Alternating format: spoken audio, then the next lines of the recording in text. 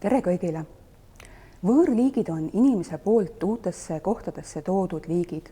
Need võivad sinna jõuda inimese tahtliku tegevuse tagajärjel, näiteks ilutaimedena või lemmikloomadena või juhuslikult näiteks kaupadega uutesse kohtadesse liikuda. Eestis leitavad võõrliigid on enamus pärit kas Põhja-Ameerikast või Aasiast. Võõrliikide puhul on oluline meeles pidada, et mitte kõik võõrliigid ei ole ohtlikud. Ohtlikud on vaid osa võõrliikidest, nii-öelda invasiivsed võõrliigid. Öeldakse, et loodusesse sattunud võõrliikidest umbes 1% on siis invasiivsed. Invasiivsed võõrliigid põhjustavad looduses väga mitmesugust kahju. Näiteks taimede puhul on teada, et nad sageli põhjustavad teiste taimede kadumist, kuna nad tärkavad kevadel varem, kasvavad väga suureks ning lihtsalt valguskonkurentsis tõrjuvad kohalikud liigid välja. Loomade puhul on asi veel keerulisem, nad konkureerivad pesapaikade pärast, toidu pärast, võivad kohalikke liike ära süüa, esineb hübridiseerumist ning samuti haiguste ülekannet. Näiteks kodumaist vähki ohustavad võõrvähid just seetõttu, et nad kannavad vähikatku. Võõrvähid sellesse vähikatku ei haigestu, kuid kodumaisele vähile on see letaalne. Maailmas on võõrliikide poolt põhjustatud kahju väga suur. On teada, et näiteks 200 viimase aasta jooksul välja surnud linnuliikidest 40% on välja surnud just võõrliikide pärast. Seega on see väga oluline teema, millega tegeleda.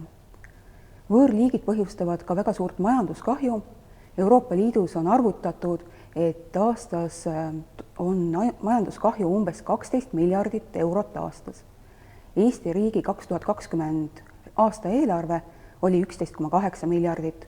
Seega on tegu väga suure majanduskahjuga, mida on oluline ennetada ja vältida.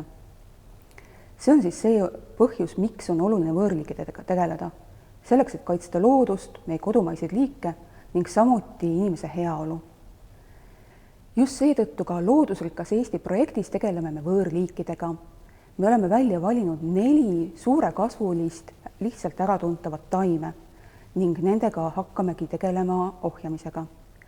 Need liigid on siis lumimari, väga tuntud aiataim, pihelenelas, suurekasvuline pihlakat meenutav taim, Kanada ja sügiskuldvits, suured kollaste õitega taimed, mida kasvatatakse sageli aedades, kuigi nende kasvatamine on keelatud, ning samuti vooljas ja sahaline pargitatar, mille kasvatamine on keelatud, kuigi neid aedades leidub.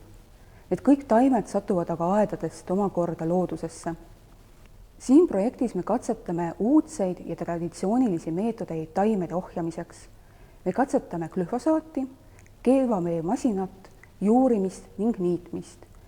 Me testime, milline meetod toimib kõige paremini millise taime puhul, selleks, et ise targemaks saada ja seda kõigile näidata.